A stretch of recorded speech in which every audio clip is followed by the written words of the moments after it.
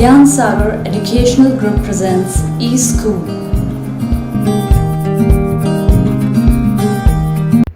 सुप्रभात बेटा, अब हम अगला पद देखते हैं।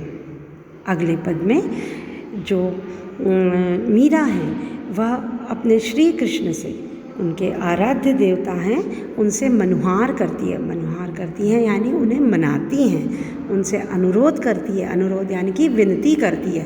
तो इस पद में मनुहार के साथ साथ वो विनती भी करती हुई नज़र आती हैं। श्याम माने चाकर राखो जी, गिरधारी लाला माने चाकर राखो जी। ठीक है, श्याम यानी कि श्याम, कृष्ण, माने यानी मुझे, चाकर यानी सेविका, राखो यानी रखना, कि हे श्याम आप मुझे अपनी सेविका बना लीजिए। गिरधारी लाला माने चाकर राखो जी, गिरधारी यानी गिरी को धारण करने वाला, मैं बता चुकी हूँ आपको। राखो यानी रखना, भाने यानी मुझे। फिर वो कहती हैं कि हे पर्वत को धारण करने वाले, मुझे तो आप अपनी सेविका बना ही लीजिए। चाकर रहस्यूं बाग लगास्यूं, नित उठ दर्शन प्यासूं। चाकर यानी दासी या सेविका, रहस्यों में मतलब रहूँगी, लगास्यूं मतलब लगाऊंगी, नित यानी रोज़, दर्शन यानी दर्शन, पास्यू यानी पाऊंगी। अब वो कहती हैं कि मैं आपकी सेविका इसलिए बनना चाहती हूँ कि मैं आपके पास रहकर, ठीक है, आपकी दासी बनकर मैं वहाँ पर बाग लगाऊंगी और आपके साथ रहूंगी और साथ ही रोज़ उठकर आपके दर्शनों का लाभ उठा पाऊंगी। बिंद्रावन री कुंज गली में गोविंद लीला गास्यूं। बिंद्रावन यानी वृंदावन, कुंज गली यानी कि वहाँ जो लताएं होती हैं, है ना, बाग बगीचे कह सकते हैं, और लताएं जहाँ पर लगाई जाती है उसको कहते हैं कुंज गली में। गोविंद लीला गास्यूं मतलब गाऊंगी, और मैं वृंदावन की कुंज गलियों में, है ना, सिर्फ आपके ही गुणगान करूँगी और मैं आपकी ही लीला का गायन करूँगी। इसलिए आप मुझे अपनी सेविका बना ही लीजिए। चाकरी में दर्शन पास्यूं, सुमरण पास्यूं खर्ची। ठीक है, चाकरी यानी आपकी नौकरी करते करते, ठीक है, दर्शन यानी दर्शन, पास्यू यानी पाऊंगी, सुमरण मतलब स्मरण करना, याद करना, पास्यू, ठीक है, यानी कि पास्यू यानी कि आपके पास रहकर मैं दर्शनों का लाभ उठा पाऊंगी, पास्यू यानी पाऊंगी, खर्ची यानी खर्च करूंगी।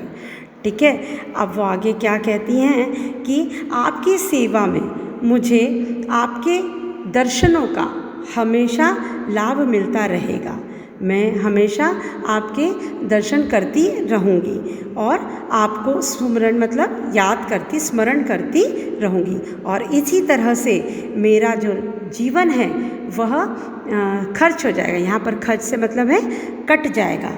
इसलिए मैं आपकी चाकरी करना चाहती हूँ ताकि मैं आपके दर्शनों का लाभ उठा सकूँ, आपका स्मरण कर सकूँ, आपकी लीला गा सकूँ, और इसी तरह से आपके दर्शनों का लाभ लेते लेते मेरा जीवन कट जाए। आगे कहती हैं भाव भक्ति जागिरी पास्यू तीनों बाता सरसी, है ना। भक्ति यानी भाव भक्ति यानी जो ईश्वर के प्रति उनका जो भाव है अपने कृष्ण के प्रति, है ना, जो भक्ति है, भक्ति यानी भक्ति, जागरी यानी जायदाद, है ना, धन दौलत, ठीक है, पास्यू यानी बता चुकी हूँ, पाऊंगी, तीनों यानी तीनों, बाता मतलब समय, सरसी यानी निकलता जाएगा।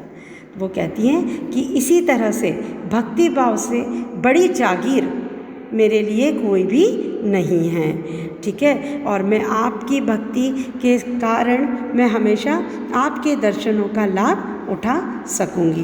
तीनों समय मैं आपके दर्शनों का लाभ उठा सकूंगी। इसलिए वो मनुहार कर रही हैं कि आप तो मुझे बस अपनी सेविका बना ही लीजिए। अब अगली पंक्तियों में मीराबाई श्री कृष्ण के रूप सौंदर्य का वर्णन करती हैं। क्या कहती हैं वो? मोर मुकुट पीतांबर सोहे गल वैजंती माला। मोर मुकुट मतलब मोर का मुकुट धारण करने वाले, पीतांबर यानी पीले वस्त्र पहनने वाले, गल गल यानी गला, वैजंती माला, वैजंती माला यानी 5 प्रकार के फूलों से बनी हुई माला होती है जो कि श्री कृष्ण के गले में सुशोभित होती है। अब वो क्या कहती हैं कि मेरे प्रभु श्री कृष्ण पीत वस्त्र धारण करते, पीले वस्त्र धारण करके, माथे पर मोर पंख लगाकर और गले में वैजंती माला पहनकर, ठीक है, वृंदावन में धेनु चरावे, धेनु यानी गाय, चरावे यानी चराना, मोहन मुरली वाला, मोहन मुरली वाला यानी श्री कृष्ण को संबोधित किया है कि जो मेरे प्रभु हैं, श्री कृष्ण हैं, वह मोर का मुकुट धारण करके, पीले वस्त्र पहनकर, गले में वैजंती माला डालकर वृंदावन में धेनु यानी कि गाय को चराते हैं। ऐसे मेरे मोहन मुरली वाले हैं जो कि जिनका कि रूप अत्यंत सुहाना या सुंदर प्रतीत होता है। ऊंचा ऊंचा महल बनाऊं, बीच बीच राखूं बारी। ऊंचा ऊंचा यानी बड़े बड़े, बनाऊं यानी बनाऊंगी, बीच बीच यानी बीच बीच में, राखूं यानी रखूंगी, बारी यानी हम जब लगाते हैं ना, क्यारियाँ लगाते हैं, उसे कहते हैं बारी। अब वो कहती हैं कि मैं ऊंचे ऊंचे महलों के बीच में बगीचे भी लगवाऊंगी, क्यारियाँ भी लगवाऊंगी। हे मेरे आराध्य देवता, हे कृष्ण, मैं आपके लिए ऊंचे ऊंचे महल भी बनवाऊंगी और बीच में क्यारियाँ भी लगवाऊंगी। सांवरिया दर्शन पासियों पहर कुसुम्बी साड़ी। सांवरिया यहाँ कृष्ण के लिए संबोधित किया गया है। दर्शन यानी कि दर्शन, पासियों यानी पाऊंगी, पहर, पहर यानी पहन, कुसुम्बी यानी कि पीले रंग की साड़ी, ठीक है। अब वो कहती हैं कि मैं उन कुंज गलियों में, है ना, जहाँ पर मैंने बाग बगीचे लगाए हैं, उन कुंज गली में केसरी रंग की साड़ी पहनकर श्री कृष्ण के दर्शन को जाऊंगी और उनके दर्शन पाऊंगी। तो हे श्री कृष्ण, आप मुझे इन सब की अनुमति दें। आधी रात प्रभु दर्शन दीजो जमुना जीरे तीरा। मीरारा प्रभु गिरधर नागर हिवड़ो घणो अधीरा। दर्शन यानी कि दर्शन, दीजिए यानी दीजिए, जमुना जी यानी कि यमुना नदी, तीरा यानी तट पर।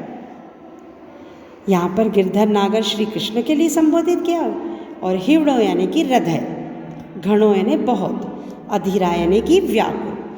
अब वो यहाँ पर श्री कृष्ण को आदेश दे रही हैं इन 2 पंक्तियों में, और अपनी अधीरता को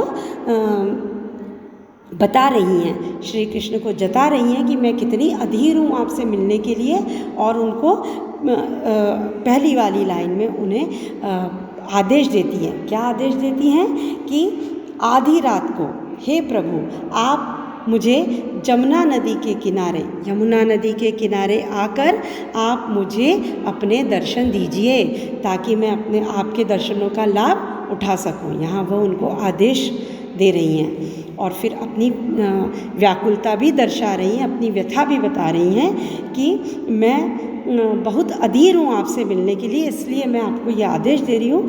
क्योंकि मीरारा प्रभु गिरधर नागर, हे मेरे गिरधर नागर, हे मेरे कृष्ण, हे मेरे आराध्य देवता, आपसे मिलने के लिए मेरा हृदय बहुत ही व्याकुल है। ठीक है बेटा, इस तरह से जो मीराबाई हैं वो अपने हृदय की बात श्री कृष्ण के सामने इन दोनों पदों में रखती हैं। ठीक है, अब हम यहाँ पर इनकी विशेषता जानते हैं। अब ये जो दोनों पंक्तियाँ हैं, इनकी भाषा सरल और सहज है, जो कि हमें समझने में बहुत आसानी होती है। राजस्थानी भाषा का प्रयोग अधिक मात्रा में किया गया है।